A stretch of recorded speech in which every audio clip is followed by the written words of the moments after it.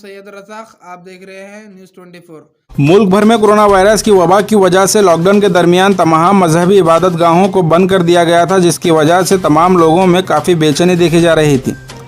लंबे इंतज़ार के बाद अभी आवाम के लिए खुशखबरी है कि 8 जून से तमाम मजहबी इबादत गाहों को खोलने का ऐलान किया गया है, लेकिन साथ ही साथ कुछ एहतियाती तदाबीर भी इख्तियार करना ज़रूरी है।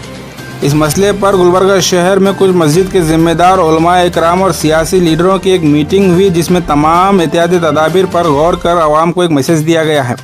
इस मौके पर मुफ्ती मोहम्मद अब्दुल राज़िक, मौलाना मोहम्मद अजहर, मौलाना अब्दुल हकीम विकार अशरफी, डॉक्टर असगर चुलबुल, एडवोकेट वहाज बाबा, अब्दुल रहीम मिर्ची, एडवोकेट कलीम अहमद, मोहम्मद जाफ़र अयूब सन, सैयद शाह परवेज सरमस, मोहम्मद रईस, जावेद खान, अतीक एजाज और दीगर मस्जिद कमेटी के ज़िम्मेदार मौजूद थे।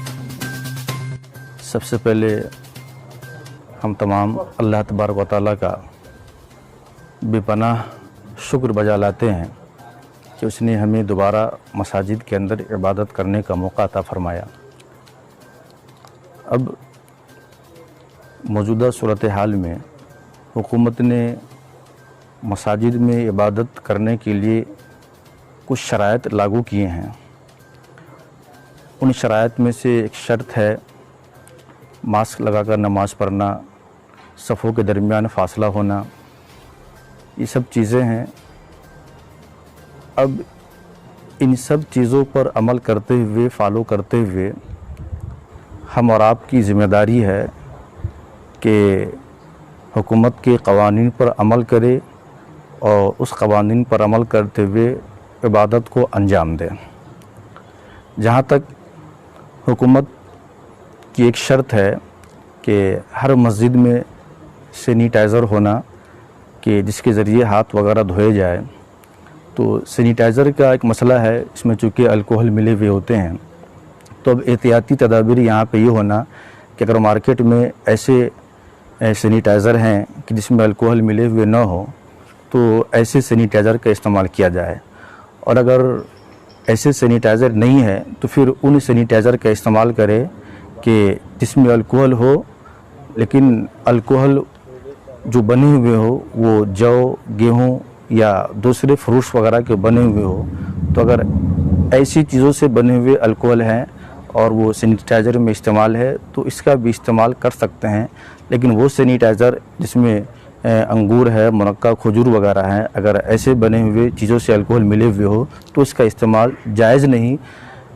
तो बहरहाल एहतियात सैनिटाइज़र के मामले में यही है कि उसका इस्तेमाल करें जिसमें अल्कोहल मिला हुआ ना हो। और सबसे बेहतर तरीका यहाँ पर यह है कि साबुन वगैरह का इस्तेमाल करें, कि सफाई मकसूद है, साबुन वगैरह भी इस्तेमाल कर लेने से सफाई हासिल हो जाती है।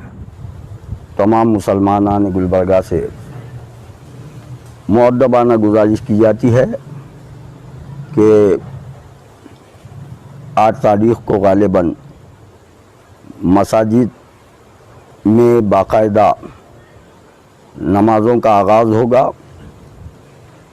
उस असना में एहतियाती तदाबीर के पेश नज़र तमाम मुसलमानों से गुजारिश है कि सेहतमंद इंसान मस्जिद में आएँ, उम्र रसीदा अहबाब एहतियात करें और लोग अपने साथ कम उम्र बच्चों को मस्जिदों में ना लाएं और सफाई का पूरा ख्याल रखें।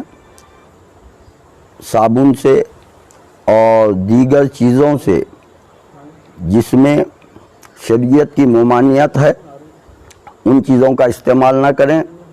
जैसा अल्कोहल वगैरह शामिल हो उनसे अपने को बचाएं। मसाजिद में ऐसी चीज़ों का इस्तेमाल ना करें और साबुन से अच्छी तरह हाथ धो लें और सफाई का पूरा ख्याल रखें। इंशाअल्लाह ताला हम और हमारा इस्लाम जिस चीज़ की तरफ, सफाई की तरफ हमको माइल किया है, उसी का ख्याल रखते हुए समाजी फासला जो रखना है इस वबा के तहत, कोरोना वायरस के तहत, उसे अपने घरों में भी रखें और अपने माशरे में भी रखें और मसाजिद में भी इसका एहतमाम करें। मुझे बताते हुए बड़ी खुशी और मसरत महसूस हो रही है बिफ़ज़्लिही ताला। इंशाअल्लाह 8 जून के बाद अल्लाह के फजल करम से मसाजिद को बाज़ाब्ता तौर पे इबादत के लिए, नमाज़ों के लिए खोला जाएगा।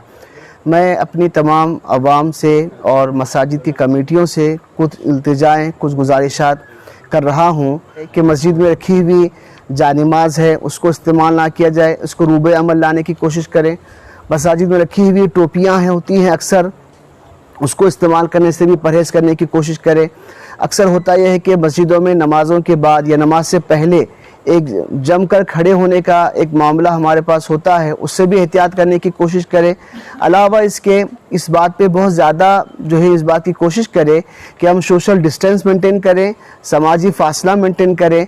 और जैसे कि इसमें कहा गया है इस्लाम की तालीम भी है, और चूँकि मौजूदा वक्त में सारे मामलात इस तरह से हो रहे हैं कि सैनिटाइज़ करने के मामले में ख़ास तौर से बात कही जा रही है। हैंड वॉश को जो है हम जब भी मस्जिद में आएँ तो अपने हैंड वॉश करके हम मस्जिद में दाखिल होने की कोशिश करें।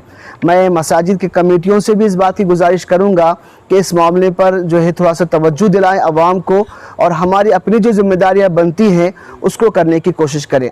अल्हम्दुलिल्लाह 8 जून से मसाजिदें खुलने वाली हैं, तो लिहाजा जिस तरीके से गवर्नमेंट ऑफ कर्नाटका की गाइडलाइंस और उलमा इकराम की हिदायतें, हमें कुछ दिन तक इस पर सख्ती से अमल करने की ज़रूरत है। जैसा कि हमें नमाज के लिए घर से ही वज़ू कर और हाजात से फारिग होकर आना है।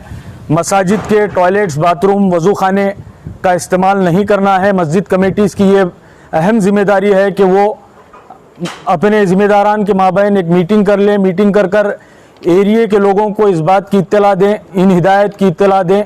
और वक्फ बोर्ड ने अभी तक ईद के मसले पर, कई एक मसले पर बिल्कुल पेशरफ्ती करते हुए उन्होंने बयानात दिए, ऐलानात दिए, मगर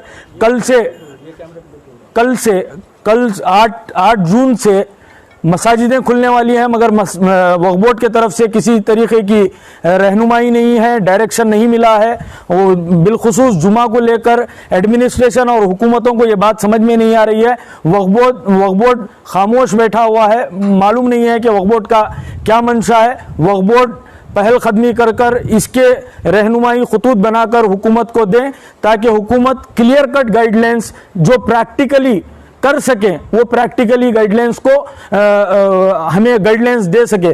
क्योंकि जितने बातें अब जो हुकूमत के ज़रिए से गाइडलाइंस में आई हैं वो नमाज के लिए बिल्कुल उल्टी बातें हैं। मास्क पहनकर नमाज पढ़ना, सैनिटाइज़र का यूज़ करना, जो अल्कोहलिक सैनिटाइज़र का यूज़ करना, सोशल डिस्टेंसिंग करना, ये तमाम शरई तौर पर अभी तक देखने में नहीं आई है। तो लिहाजा वक्फ बोर्ड हुकूमत को गाइड करते हुए इस बात को भी यकीनी बनाएं कि आपने एहतियाती तदाबीर में बड़े ही ज़ोर से ये बात कही कि आप थर्मल स्क्रीनिंग का गन यूज़ करें। कहाँ से लेकर आएंगे? जो मसाजिद के पास ज़राए आमदनी नहीं है वो 6,500, 7,000, 10,000 तक के अखराजात कैसा बर्दाश्त करेंगे? तो लिहाजा वक्फ बोर्ड की ये जिम्मेदारी है कि सैनिटाइज़र और थर्मल स्क्रीनिंग के लिए, मास्क के लिए वक्फ बोर्ड मसाजिद को ये प्रोडक्ट्स को प्रोवाइड करें, ताकि ये एहतियाती तदाबीर का स्ट्रिक्टली इसे फॉलो किया जा सके। मुल्क के मसाजिद को खोले जाने का ऐलान मरकज़ी हुकूमत और रियासती हुकूमत की जानिब से किया गया है।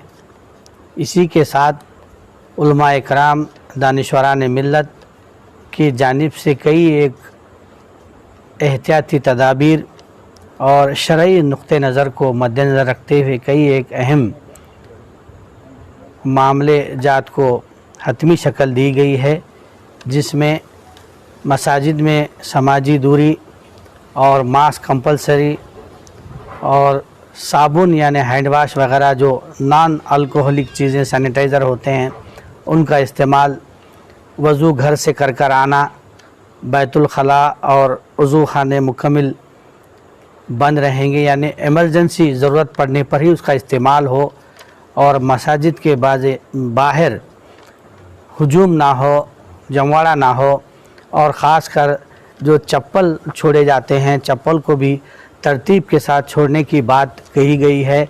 और साथ ही साथ जो कोरोना वायरस की जो वबा है, जो वायरस हैं, जो जरासीम हैं, उनका ख़दशात भी ज़ाहिर करते हुए वहाँ पर जो डोर्स, विंडोज़ और जो डोर्स के जो हैंडल हैं और दीगर जो वाल है उन तमाम चीज़ों को छूने से भी माहिरीन ने मना किया है। और समाजी दूरी को लेकर के बहुत सारे सवालात उठ रहे थे और सैनिटाइज़र को भी लेकर सवालात उठ रहे थे। इन तमाम चीज़ों का भी उलमा इकराम ने बहुत ही अच्छे अंदाज में उसका जवाब दिया है। लिहाजा हम सबको चाहिए कि उलमा इकराम ने जो तदाबीर और जो अहकामात जारी किए हैं उनको अगर हम सख्ती से हम अमल करेंगे तो मैं समझता हूं कि ये आने वाले 2-3 दिन में जो 2-3 महीने में जो कोरोना वायरस की जो वबा जो तेज़ी से फैल रही है, केसेस ज़्यादा हो रहे हैं, उसमें काफ़ी हद तक हम रोकने में कामयाब हो सकते हैं। और जिस तरीके से जो बदनामी का टोकरा जो हम पर जो फोड़ा जा रहा है उससे भी हम बच सकते हैं। खासकर मैं अवामुन्नास से गुजारिश करता हूं कि वो डिस्टेंस मेंटेन करें, घर से वज़ू करके आएँ और ख़ासकर अपने जो चप्पल जूते जो भी हैं वह आप अपने साथ कैरी बैग लाएं और ख़ासकर आप तारत के लिए ना जाएं। और मस्जिद कमेटियों से भी गुजारिश है कि वो फ़र्श पे नमाज़ पढ़ाएं, ना कि जानिमाज़ पे पढ़ाएं, क्योंकि अभी वो टोपी ना रखें। ये अभी गवर्नमेंट की तरफ से ये पूरी ताकीद है कि अभी ये आपको एहतियात करना है। वो एहतियात के बाद आपको काम आगे इंशाअल्लाह वो भी चले जाएंगे, जैसा आज वक्त आया वो भी चले जाएंगे।